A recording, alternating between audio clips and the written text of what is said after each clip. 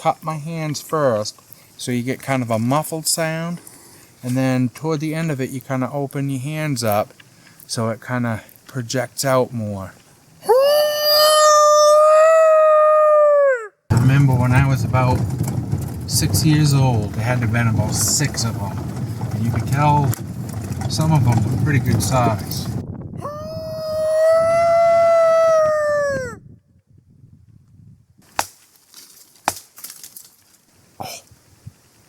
That in the background, off to the right. For those of you that knew Beetle, this video is going to be a treat. In June of 2016, Beetle and I went up on Flagstaff Mountain and recorded this Bigfoot documentary.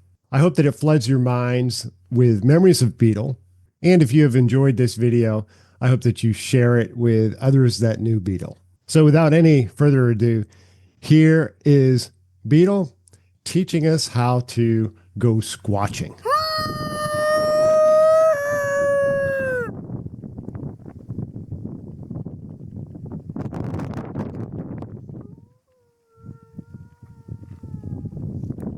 Did you hear that?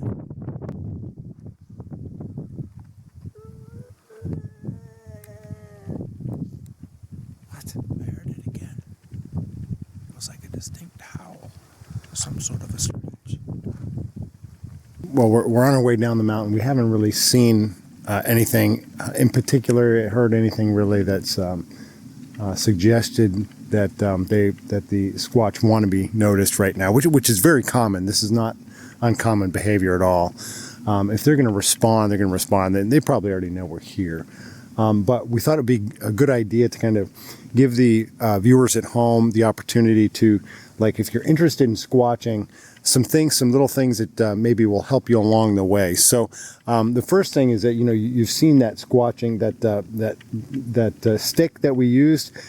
So how do we go about making one of those, or what are we looking for when we want to find one? You want a stick with no branches on it, so you get a good, clean, crisp crack. So we're going to look around right here where we're at. Is that what you're suggesting? Yeah, I mean, we got this big old pile of. A lot of times that's what I do, you know, because when they're cutting, there's a lot of stuff that they leave behind, branches and stuff, and a lot of times you can find pretty good stick to knock with. Oh, did you hear that in the background? Off to the right. Want to try it again?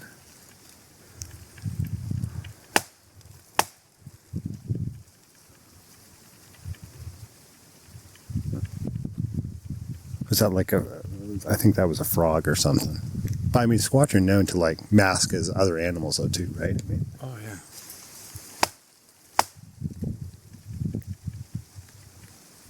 For the viewers at home, this is what you can just use a normal stick that you just find on the ground. Probably hardwoods are better, I'm guessing. We want something that's going to have a good solid stick. You don't want to use, if you're out there and it's, been 4 or 5 years laying there and it's going to be soft, you're not going to get a good knock out of it. I would think it would seem like that would just break on the tree. Yeah, probably. A lot of times they would. Okay, all right. You get a good solid one so you have a good crisp knock. Anything else about trees here that we need to know? No, I think we've pretty well covered it. Cool. Usually what you do, you want to knock, once or twice, and then just listen to see if you get a knock back. Okay. Another thing that viewers probably want to know at home is that call that you did a little while ago up on top of the mountain. That's just so amazing. It just sounds so crisp and so real. How do you go about? I thought I heard something. Okay. How do you go about explaining to the viewers at home how you would start to practice doing a call like that? I mean, how do you get started? It takes practice. I mean, I've been doing this for 45 years now. Pretty much my whole life. Yeah. My dad was a squatcher. Oh, really? Yeah, and his father before him. Basically, what you do is it's got to come from like the back of your throat and let it just come right up through. And what I'll do is I'll cut my hands first, so you get kind of a muffled sound. And then toward the end of it, you kind of open your hands up so it kind of projects out more. It doesn't sound like a mechanical sound. It sounds like Okay. All right. you know, Go for it. Give us one here.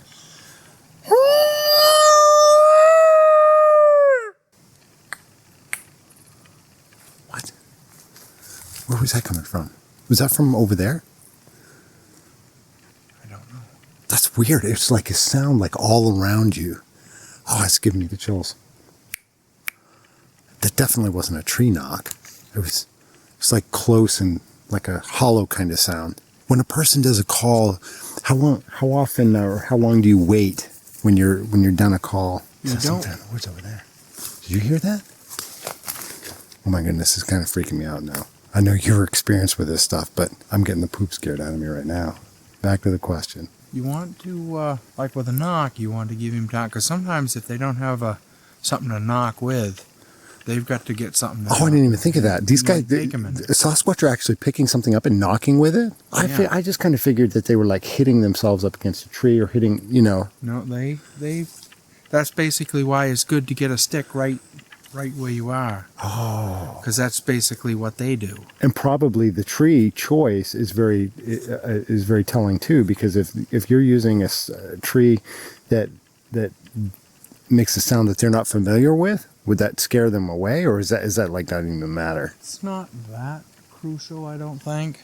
Make sure you get that good crisp sound. Okay, so get the good crisp sound from the knock, Yeah. and when you're practicing the howl, sometimes referred to as the screech. What do you do there? I know you explained how you make the sound, but how long do you pause? Is there a method like knocking and screeching? I generally will do a screech, you know. Sometimes I'll do 2 or 3 in succession, then I'll wait 10 minutes before making any other sounds and just listen, because you'll hear they might knock back, they might screech back, you might hear them coming toward you. And after you've done it a while, you can kind of tell what, you know, if it's coming toward you or if it's going away, things like that. All right, well, I'm ready to get out of here. Yeah, the sun will be up in, you know, another couple hours anyway. Yeah. So. All right. Okay, let's go. Beetle, what? I know you come from a line of squatchers, and you know we've been friends for a long time, and I already know this story. But can you let everybody know kind of how everything got started for you in squatching? Well, like I said, my father was a squatcher, and his father before him. And I remember when I was about 6 years old, my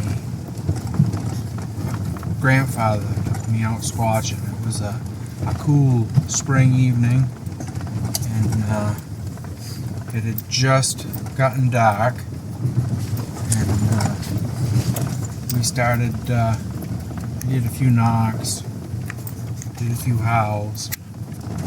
About an hour into the night, we started hearing, you know, noises all around us.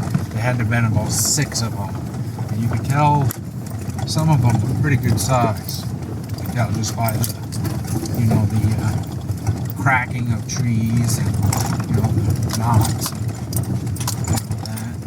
I'll tell you, I'd never been so scared in my life.